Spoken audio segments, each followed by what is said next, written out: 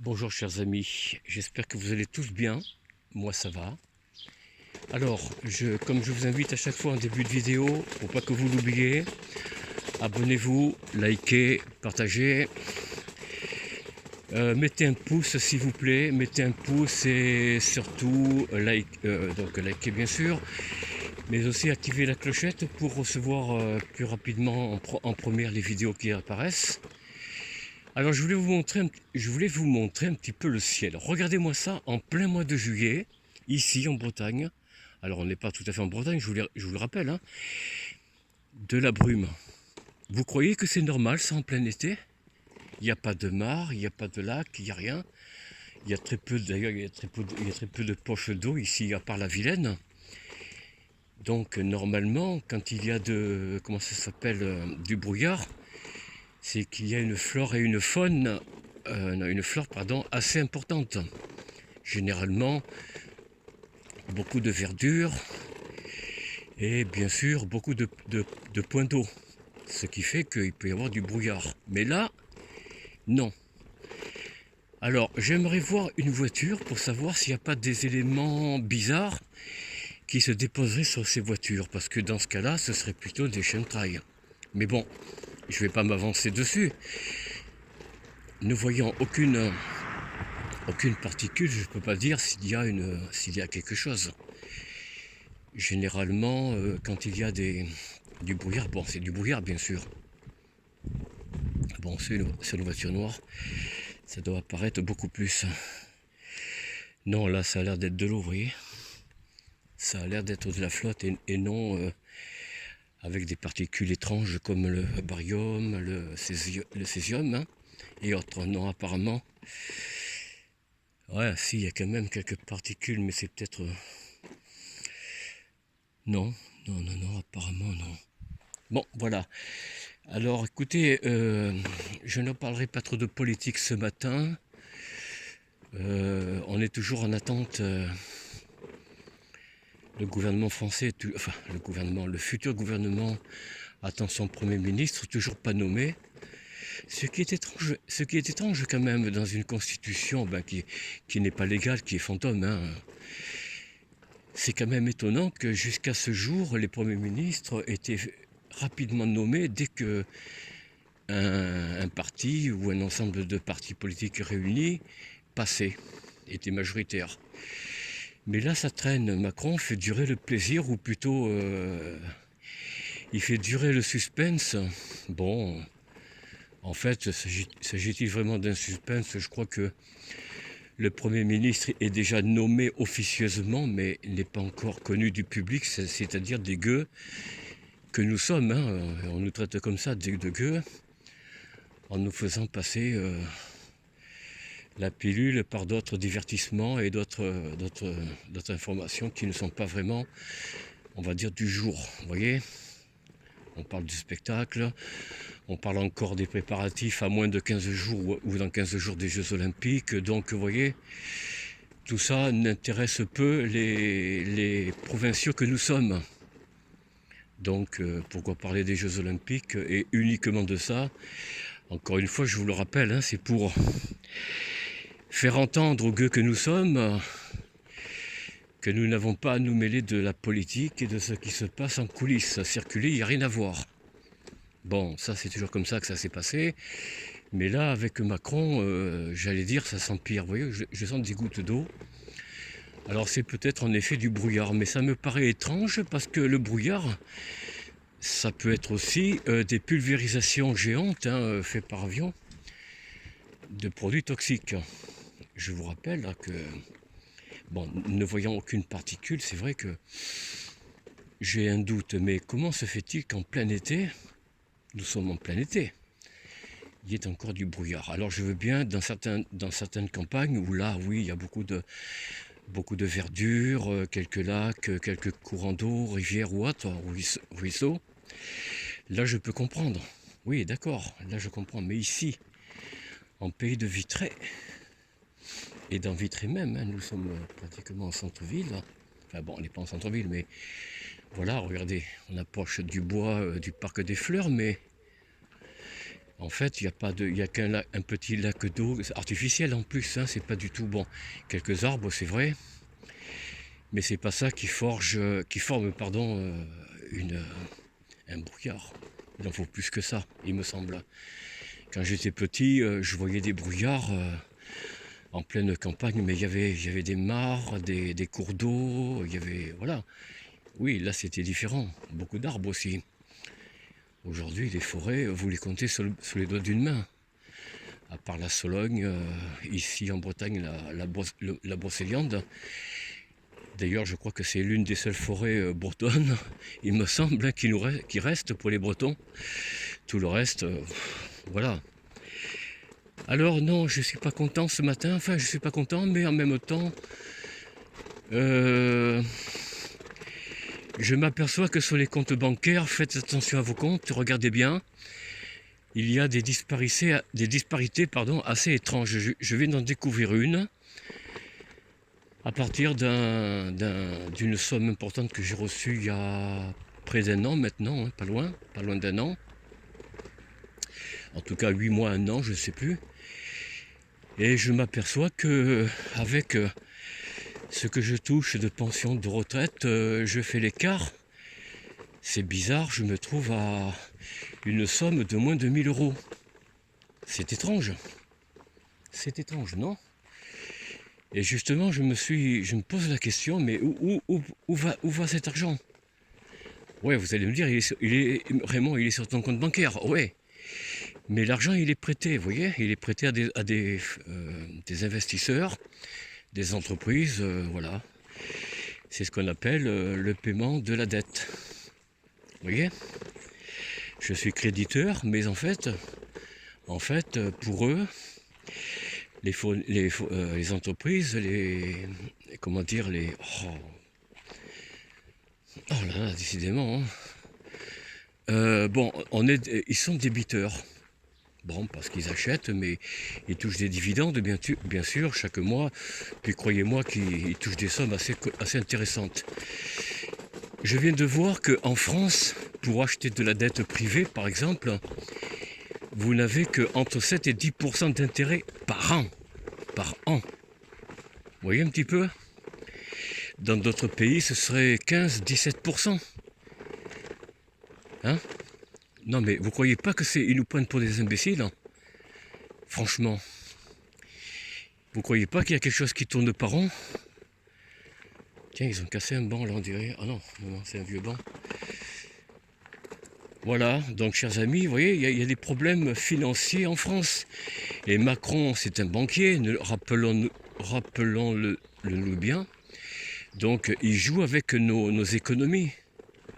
Eh oui, il y a une dette de 3 000 milliards d'euros, pardon, pas de dollars, d'euros, il faut bien que quelqu'un les paye. Ben, c'est sur nos comptes qui siphonnent une partie de leur intérêt, quoi. Comment peuvent-ils autrement prendre de l'argent? Ils vont le prendre où? À des entreprises, à des gens à des investisseurs? Jamais de la vie. Les investisseurs commencent à s'énerver, à s'agacer, vu l'état de nos finances. Alors ils vont arrêter un jour ou l'autre, hein.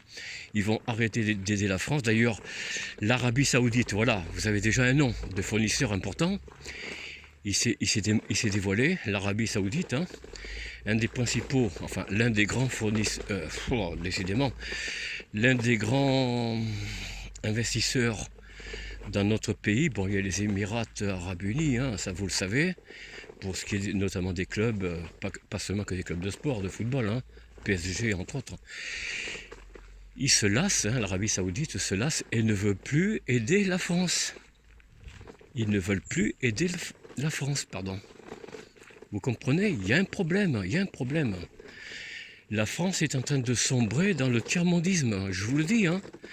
Ne soyez pas étonnés, chers amis, si je suis énervé, parce que c'est énervant, quoi, en fait, hein. C'est agaçant de voir que vos économies, déjà, ils les siphonnent, déjà. Alors avec la gauche au pouvoir, je ne vous dis pas, parce que comment vont-ils payer le SMIC et les APL? Ils veulent augmenter le SMIC et les APL, non mais je rêve. Il n'y a pas d'argent dans les caisses de l'État. ou du moins, c'est pas qu'il n'y a pas d'argent, mais l'argent il passe entre d'autres mains et les caisses de l'État français, bah, y a rien. Il n'y a que des chiffres, des numéraires là sur un écran, des numéros, des chiffres, hein, puis c'est tout. C'est tout. Du jour au lendemain, bah, vous n'avez plus rien. Ah bon? Si vous avez, je ne sais pas, je dis une bêtise, hein, vous avez 200 000 euros sur le compte, ou même 10 000 euros, ou même 1 000 euros, eh bien sachez que en quelques semaines, quelques mois, vous n'avez plus rien. Et voilà, vous n'avez plus rien, ou alors vous avez que peau de chagrin. Alors bien sûr, ils font en sorte que ça ne s'aperçoive pas. Ils font en sorte que ça ne s'aperçoive pas, et le banquier, lui, il est là pour vous mentir. Il n'est pas là pour vous dire ce qui se passe réellement, parce qu'ils le savent. Ils le savent, pour qu'il y ait une titrisation, il faut qu'il y ait une dette. Et cette dette, elle est sur votre dos. Vous voyez? Elle est sur notre dos, sur nos comptes, sur nos factures, et j'en passe. Alors, il ne faut pas vous étonner si demain, vous n'avez plus rien sur vos comptes. Hein. Ou alors que peau de chagrin, juste de quoi acheter une baguette par jour, je sais pas moi, un poulet par mois, voilà, et c'est tout ce qui va... Bon, ça fait un peu du bruit ça. Ces chariots commencent à m'agacer.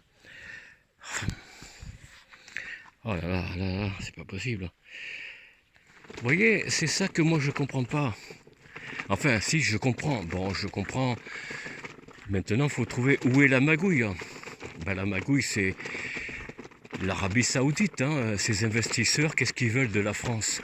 Ben, ils veulent que le débiteur rembourse. Et si le débiteur ne rembourse pas, qu'est-ce qui vous arriverait, vous, si vous ne payez pas une facture? Vous êtes un débiteur, du coup. Et en tant que débiteur, on va vous saisir tous vos biens. Eh ben, c'est exactement ce qui va se passer en France d'ici peu, d'ici même très peu de temps. Alors, les Jeux Olympiques vont se passer. Pendant ce temps-là, c'est les vacances. Donc, le gouvernement va bien sûr être en vacances. Du moins, bien sûr, ils laisseront travailler les entreprises qui bossent pour eux, comme McKinsey et autres. Hein. Bien entendu, BlackRock et j'en passe. Mais que croyez-vous qu'il va se passer à la rentrée? Il va y avoir une sacrée douche froide. Parce qu'au lendemain des Jeux Olympiques, au lendemain des vacances, quand les Français vont voir leurs factures et leurs comptes bancaires, eh bien, ils vont être surpris, probablement. Parce que si on est déclaré sous tutelle, officiellement, pour l'instant, il y a un silence, étrangement, on n'entend rien. Enfin si, moi je n'entends quelques échos, que de faibles échos, mais des échos quand même. Et donc il y aura une tutelle d'ici quelques mois, peut-être même quelques mois, peut-être quelques semaines, hein, même je ne sais pas. Peut-être d'ici un an, mais enfin ça m'étonnerait, ça sera fait avant je pense. Parce que la prochaine notation de l'état financier de chaque pays est donnée, si je ne me trompe, au cours du mois d'avril, mois de mai. Voilà mes amis, à quoi s'attendre pour la France. En tout cas, moi je parle pour la France. Hein. Mais les 27 pays membres de l'Union européenne n'ont qu'à s'en tenir aussi parce que déjà nous, les pays du Sud, hein, France, Portugal, Espagne, etc., nous sommes endettés. Bon, la France encore plus. Les trois pays là que je viens de citer, c'est la France qui est le plus endettée. Donc ce sera peut-être le premier, la France, qui sera sous tutelle. Ça veut dire que, comme je vous l'ai dit, ce sera des saisies. Des saisies sur les décisions financières, budgétaires de la France, et pas seulement que la saisie budgétaire ou financière, hein, ce sera aussi la saisie sur les biens existants. Et que croyez-vous que fait Macron en ce moment, et depuis d'ailleurs son arrivée au pouvoir en 2017, c'est de brader le patrimoine de la France. C'est-à-dire de chaque Français, de vous, de moi, notre patrimoine, notre bien, le seul que nous pouvons, sur lequel nous pourrions compter, ben, il sera dilapidé, vendu. Et vendu à qui? Ben, à l'étranger. Puisque nos investisseurs principaux sont... Bon, il y a la Chine aussi, hein, mais je ne sais pas si la Chine aide la France à payer sa dette budgétaire. Mais en tout cas, l'Arabie Saoudite, bon, il y a plusieurs pays, hein, c'est évident qu'il y a plusieurs pays très importants, notamment les pays arabes, hein, mais pas que, pas que. Il y a aussi peut-être la Chine, peut-être d'autres, hein, que je ne connais pas. Et tous ces pays voudront être remboursés. C'est normal. C'est normal. On vous fait un prêt, vous demandez à vos débiteurs ou votre débiteur de rembourser quand même. Il y a un moment qu'il faut rembourser. Eh bien, que fait le débiteur? Ben, le débiteur, comme la France, ce qu'elle fait, c'est qu'elle va spolier les comptes des Français. Et que voulez-vous? Où voulez-vous qu'il trouve l'argent? Nono, Bruno Le Maire, à lui seul, a créé une dette de plus de 1000 milliards d'euros de déficit. D'ailleurs, on ne sait même pas où ils sont passés, ces 1000 milliards. Ils ne sont même pas comptabilisés, semble-t-il, dans les 3000 milliards. Donc ça veut dire qu'on aurait 4000 milliards finalement, probablement. Vous voyez?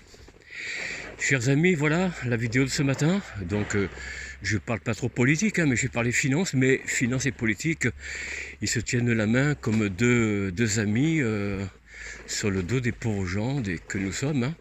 Enfin, voilà, dont parmi nous sommes. Et qui se faisons gruger à la moindre occasion. Et puis vous voyez, pour essayer d'appeler par téléphone une banque, je pense à la banque postale par exemple, hein, eh bien, c'est difficile. Alors, il vous demande votre numéro de dossier. Ok, vous le donnez. Mais de plus, il vous demande un numéro confidentiel. Sinon, vous n'avez pas accès à la banque postale. Et ça, c'est grave. De ne pas atteindre sa banque, c'est pas normal. C'est illégal, c'est illégitime. Tout ce qu'ils font, de toute façon, tout est illégitime. Ils font leur propre loi sur le dos d'une constitution fantôme. Alors ils vont vous invoquer le code monétaire. Mais le code monétaire, c'est un code, ce n'est pas une loi. Ce n'est pas une loi. Ou alors, comme donne la loi, on va vous dire, oui, mais c'est sur la loi des finances, trésor public. Ah ouais?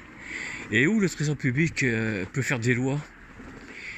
Puisque le trésor public, donc nos impôts, les impôts, oui, sont faits à partir d'un décret en 1958, je crois bien encore, sous Charles de Gaulle, encore une fois. Oui, la légitimité de ces lois, du code monétaire ou du code financier. Il n'y en a pas de légitimité. Je vous dis, tout est illégal dans notre pays. Voilà, chers amis, je vais vous laisser là. Je vous souhaite une bonne journée, encore une fois. Soyez heureux, gardez le sourire, rapprochez-vous de vos amis et surtout de vos proches, de votre famille. Hein. Et vivez heureux, soyez heureux vous-même. Au revoir.